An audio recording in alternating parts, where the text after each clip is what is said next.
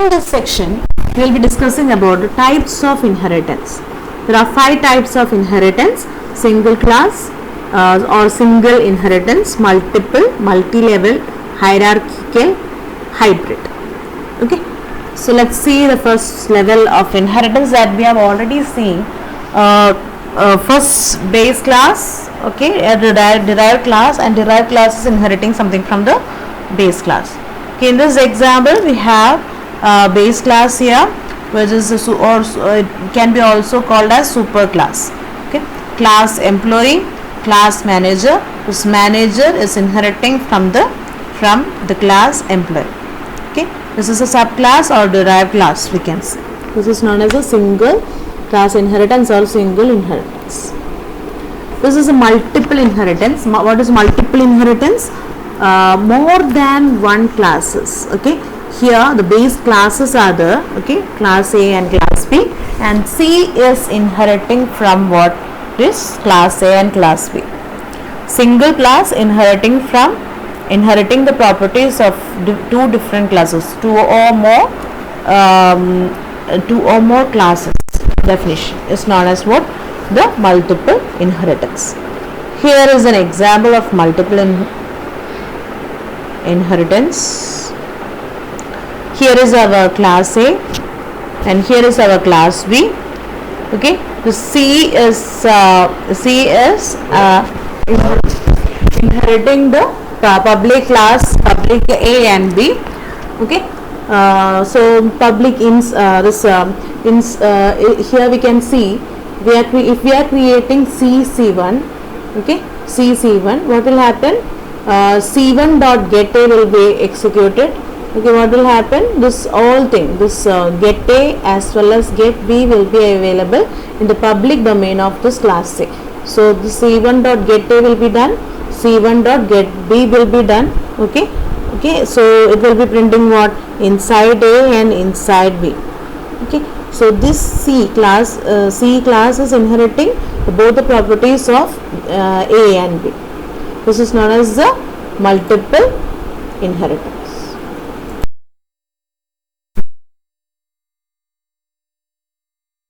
Is the multi-level inheritance, in which class B is inheriting from class A, okay, and from this class B another class is deriving. This is known as a multi-level inheritance. Okay, C inherits from B, B inherits from A.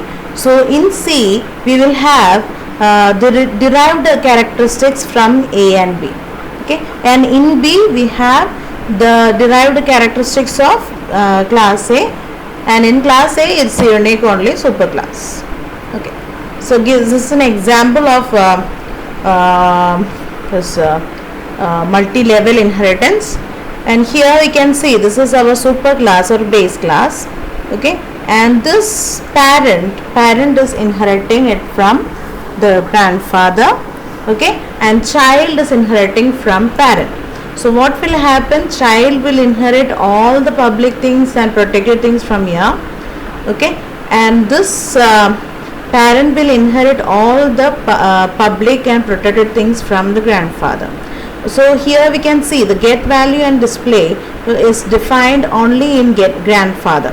Okay, and here we can see I have created the object of child only.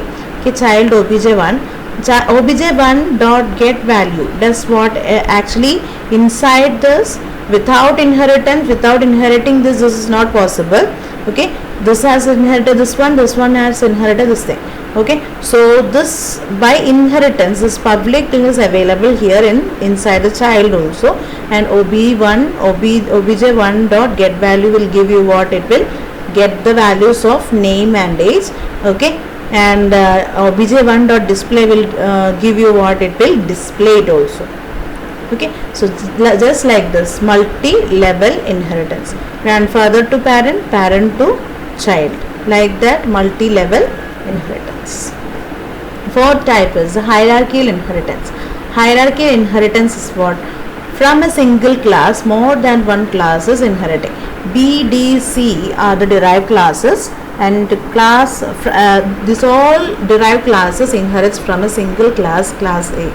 Okay, so BDC inherits all the all the characteristics of this class A.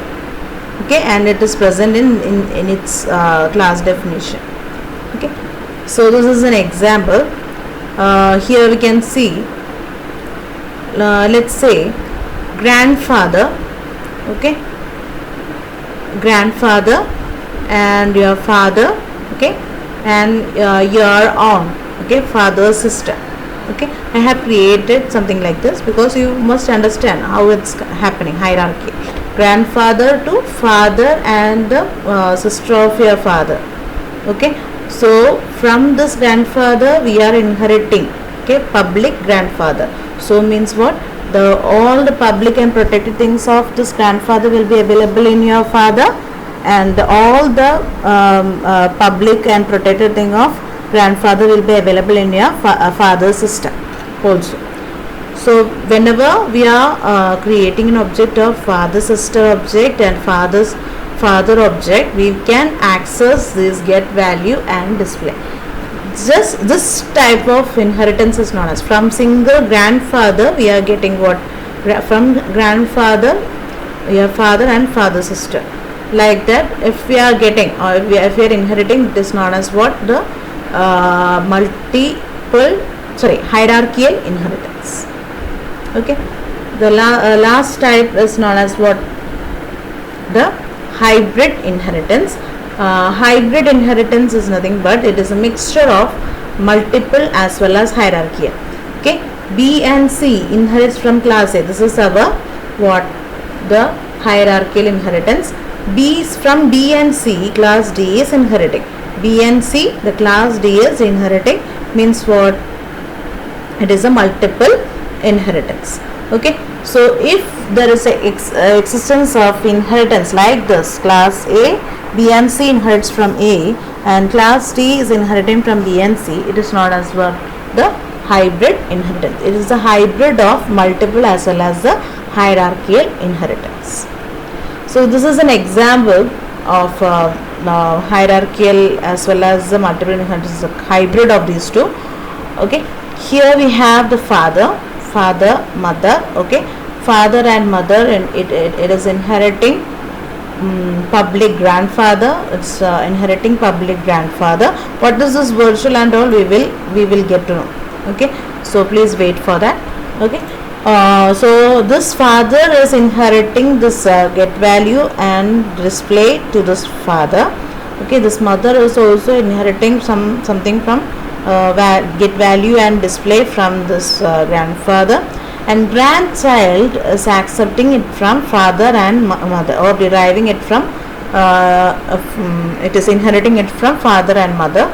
So all those things, get value and display, will be available in the grandchild also, and using the grandchild object we can access what? Get value and get that display also.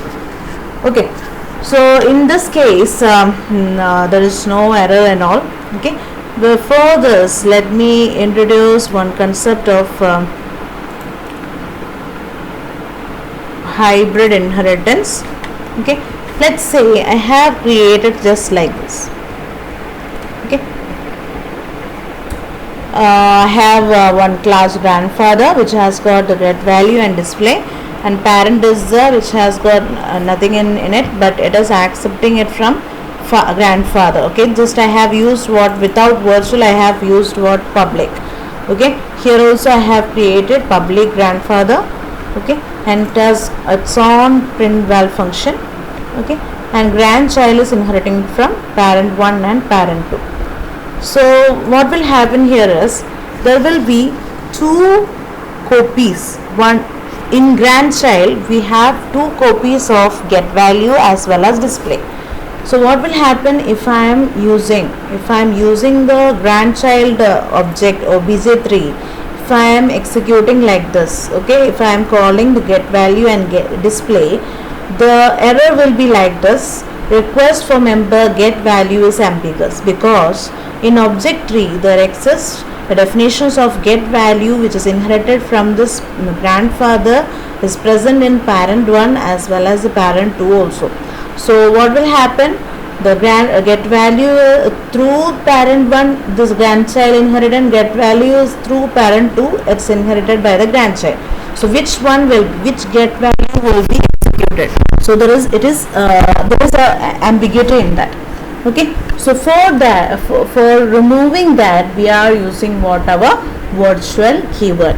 Okay, in this this thing we can see I have mentioned virtual here. Okay, if I am mentioning virtual in the inheritance, if we are mentioning like virtual, what will happen? It will keep only one copy which is inherited. Okay, even if it is a grandchild, if I am mentioning it as grandchild is inheriting, this get value and display from both the father and mother is inheriting, but what will happen? It will keep only one copy of the inheritance.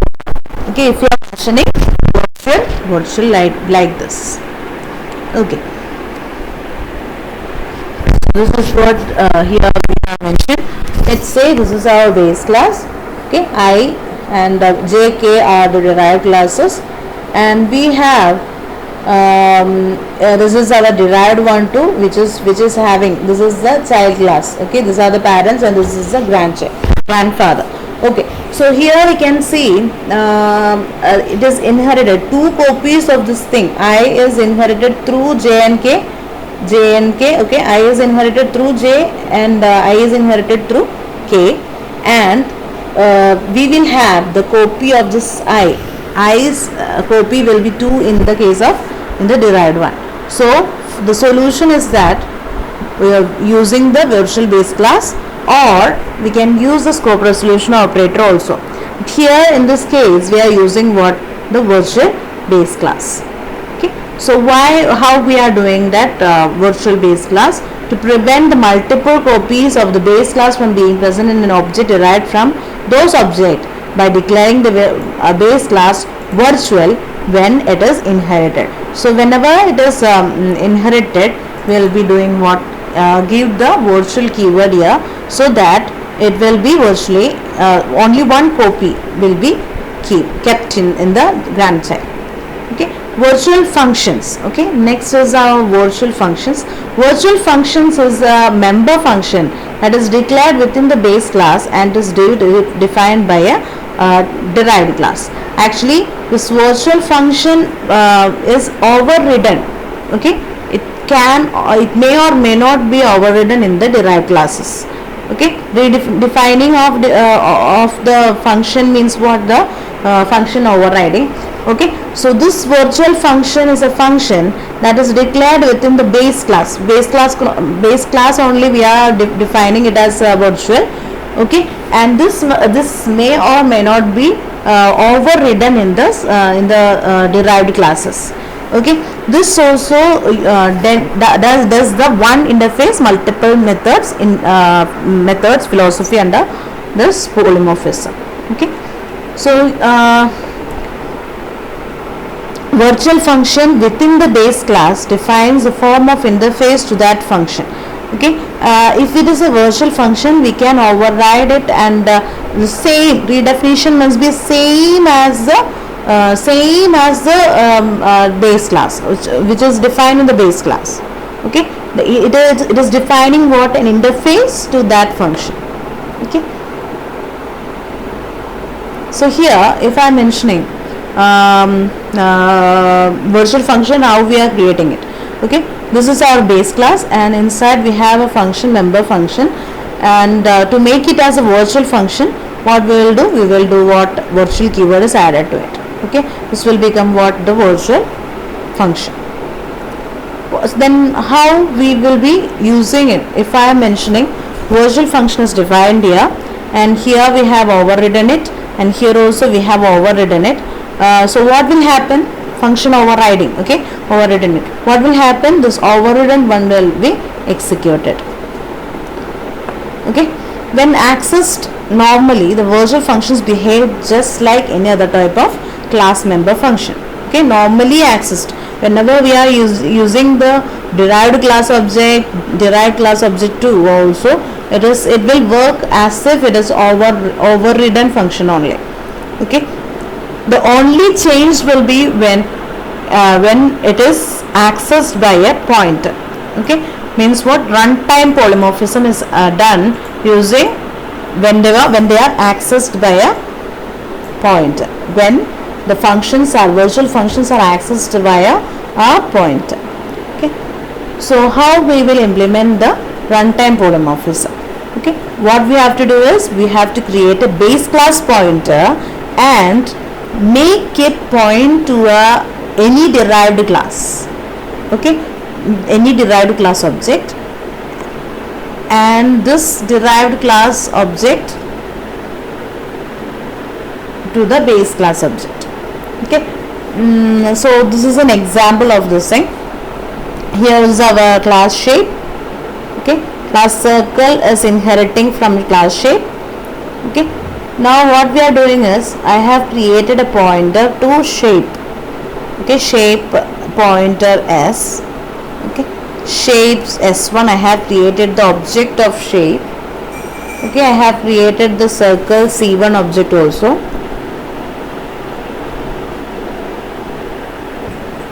And here what we are making it as S is a shape pointer and it is pointing to the shape object. What will happen? S arrow get area, at runtime only it will define it. Okay, S arrow get area, and here we can see this get area is available here as well as here. Okay, it is overridden. Okay, so if it is a shape S1's area, what will happen? This base classes get area will be executed. Shape and S1's area means what? This one will be executed. This get area will be executed. Okay, and if S is pointing to this shape is pointing to a circle object. Okay, if the shape S is pointing, it is a shape pointer. Okay, which is pointing to a derived class object, derived class object, what will happen? It will execute this get area instead of this thing. Okay, if I am not mentioning it as virtual here, virtual double get area here, this will be executing this one itself. Okay, so let's see one example here.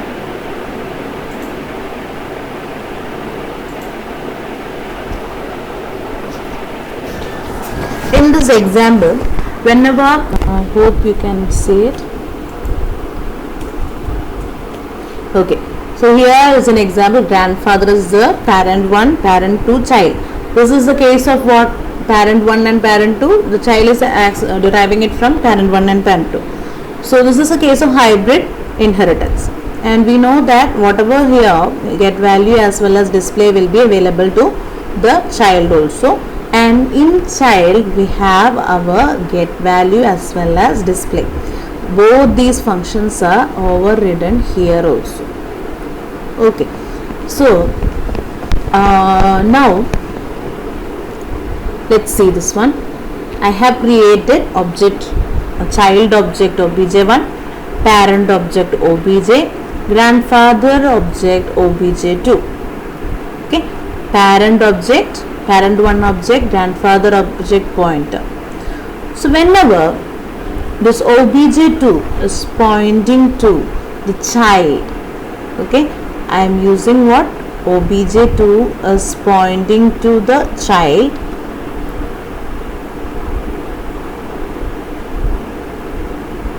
Okay, this grandfather object is pointing to the child only. Okay, now let's see, using parent 1, if I am calling this get value and display, what will happen? Okay, whenever obj dot get value is called, inside this parent 1 there is nothing. Okay, so it is inherited one, get value and display will be executed. Okay, obj dot get value and obj dot display, it will be executed. Okay, and using child, obj1 is there. Okay, using child, if I am doing it, what will be executed? If I am using the obj1 object, child object, what will be executed? Whatever defined, redefined inside this child will be executed. Okay, so it will be printing what? Child get value, child display. Now there is a twist here. Okay, I have created a grandfather object obj2. Okay, I have created a grandfather object pointer obj2. Okay, this is a base class, and I have assigned the child classes object to that obj2. Okay, even if it is a grandfather pointer, also it is a pointer only, so it can point to anything. Okay, so whenever it is assigned like this, what will happen here is, whenever obj2 dot get value is done, okay, whenever obj dot get value is done, actually which one must be executed? If it is in the case of child, it must be executing this one, no? Okay, if it is a child, okay, this must be executed. But in this case, if we are mentioning this obj2 arrow get value, this above one, this one will be executed. Understood? So here I haven't mentioned any virtual anything here. So if we are using grandfather object pointer obj2, which is now pointing to a child object, then whenever obj2 dot get value is done, this get value which is done in the grandfather will be executing. Okay, and if I have mentioned the virtual here, there is a difference here. Okay, if I have mentioned virtual here, it is mentioning that it is just a virtual one, it is just defining the interface only. And if I am using the obj2, which is the grandfather pointer now pointing to a child object, obj2 dot display, it will display this thing. Okay, child display. Let me execute this thing.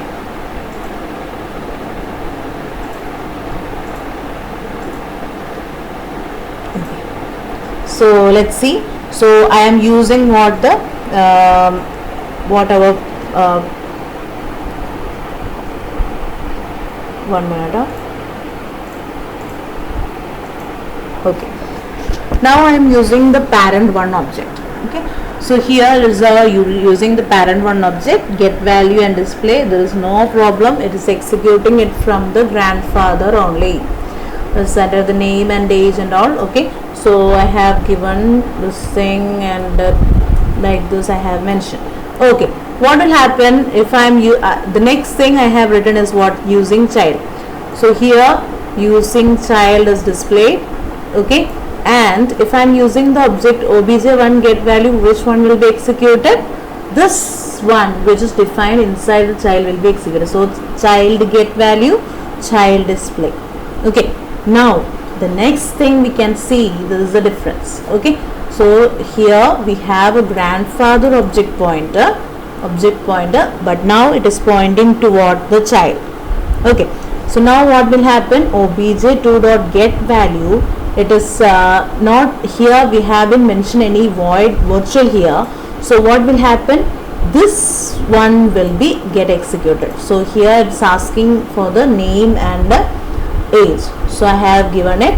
Okay, but here I have mentioned what? The virtual.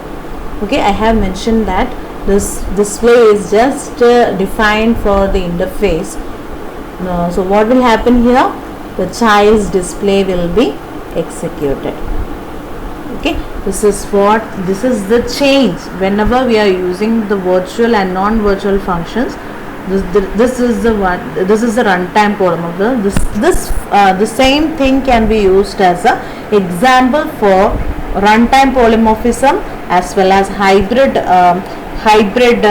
inheritance and function overriding also. Okay, here this get value is overridden in get value. Okay, in the child. Okay, whenever I am using the obj1 dot get value, this one will be get executed. Okay, it's not executing anything else. Okay, if I am using the obj1 object, this one will be executed and this one will be executed. This is an example of function overriding.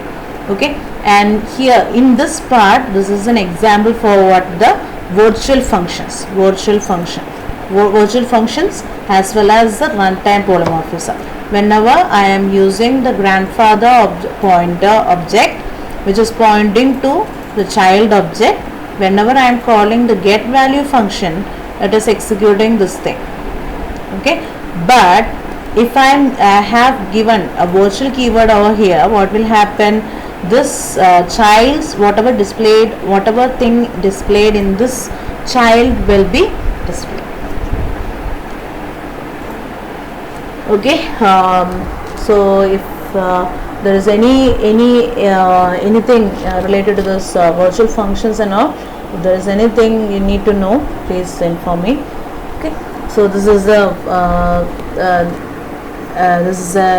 that example I have given here, some of the questions that's asked here.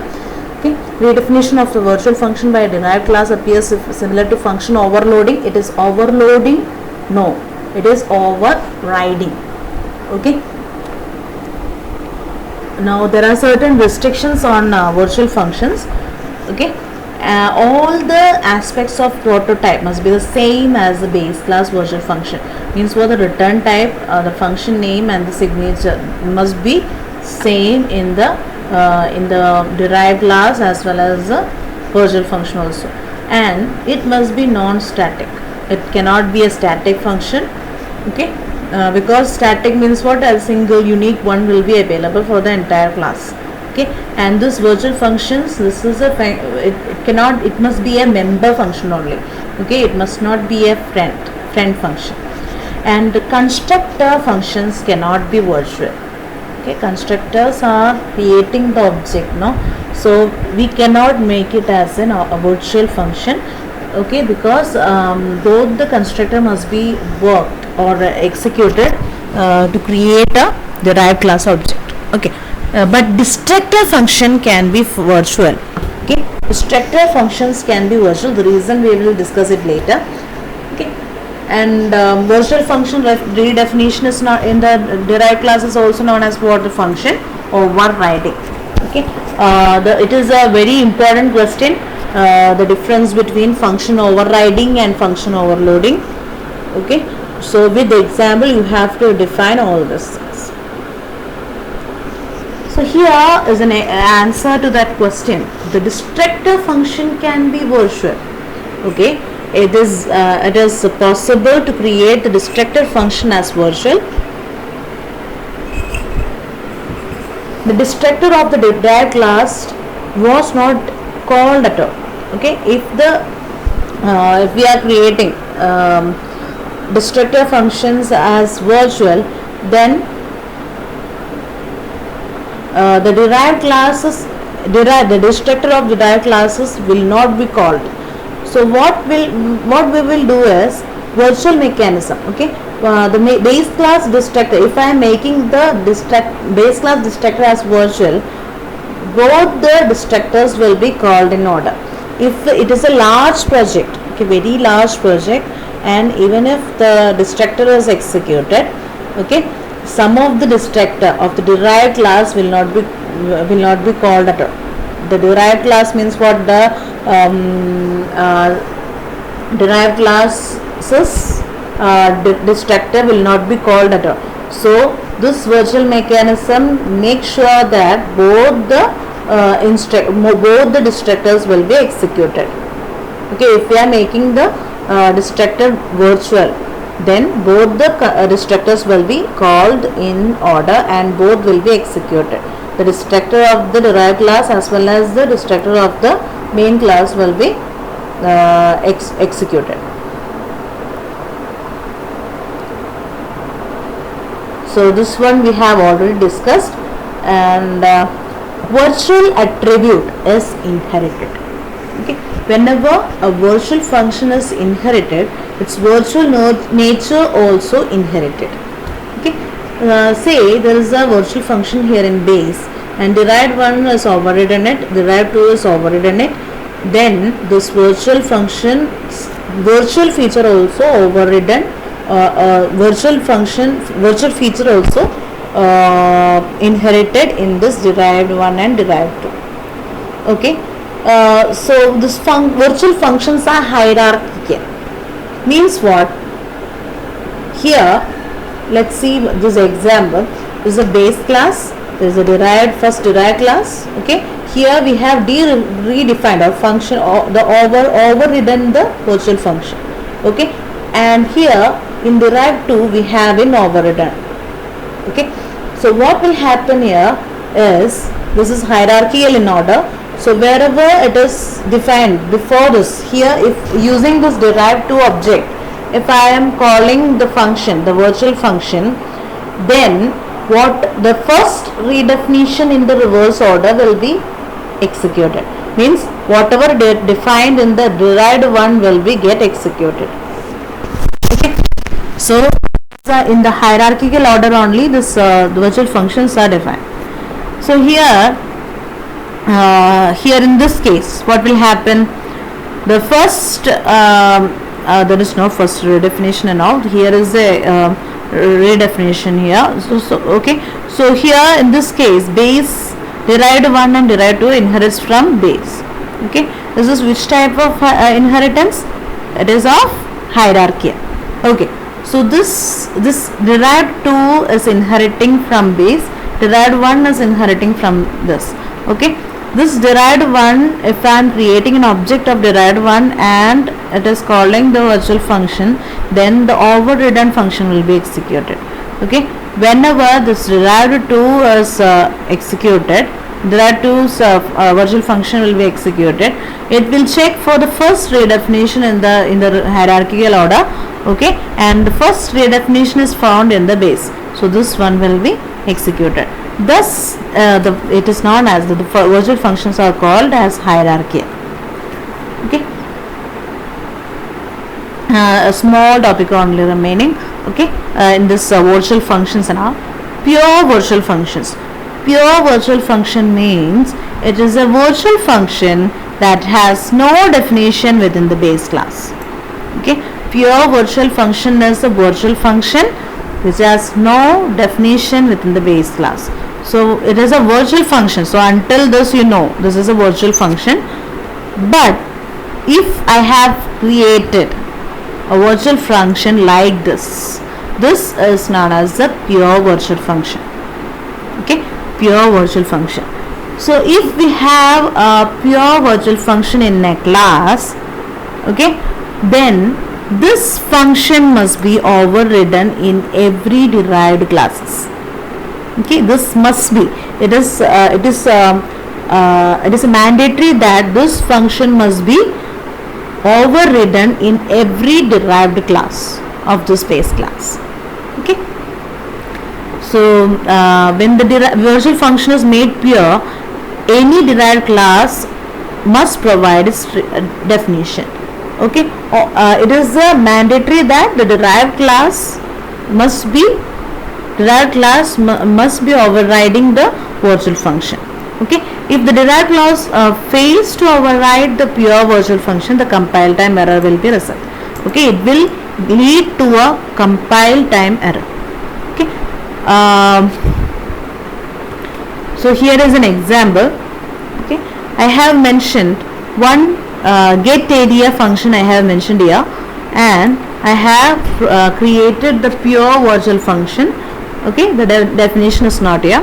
So whichever classes inheriting from this shape must define the get area here. Okay, whichever classes inherits from this shape, it must execute, or it must redefine this get area. Otherwise it will result in compile time error, and this get area will be executed whenever I am calling the using the object pointer.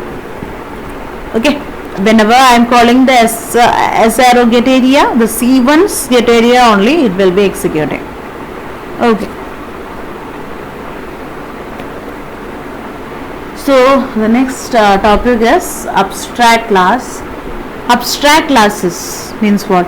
A class that contains at least one pure virtual function is known as what? The abstract class. A class that contains at least one pure virtual function is called abstract classes.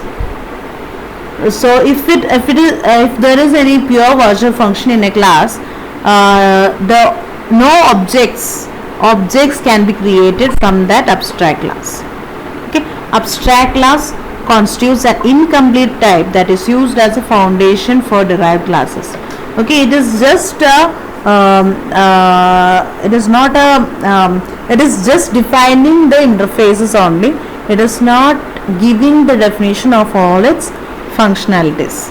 Okay, so it can be given as a foundation for the derived classes. So what are the different advantages of virtual functions? We can define this one interface, multiple methods, okay, runtime polymorphism, and we can create the class hierarchy that moves from general to specific, okay, and we can define all the common features in the base class. Specific actions must be implemented by the derived class. Okay.